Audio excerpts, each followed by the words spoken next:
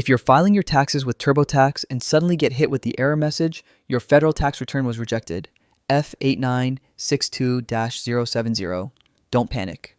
In this video, I'll walk you through exactly how to fix this step by step so you can refile successfully and avoid the same rejection. This rejection error usually happens when there's missing or incorrect information related to your health coverage. Specifically, it's tied to Form 1095A, which comes from the health insurance marketplace. If the IRS doesn't see this information or if something doesn't match, they'll reject the return with code F8962-070. Now let's fix it together. Log into TurboTax.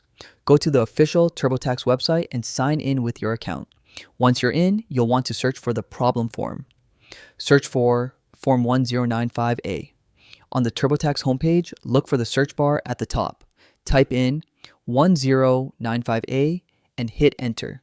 You should see the option to jump to Form 1095A. Click that and it will take you directly to the section where you can make changes, access and edit the form. TurboTax will ask you if you received a Form 1095A. If you did, select Yes. Now it's time to carefully enter the information from the actual paper or digital 1095A form you got from the marketplace. Verify and input your data. This is where accuracy is everything.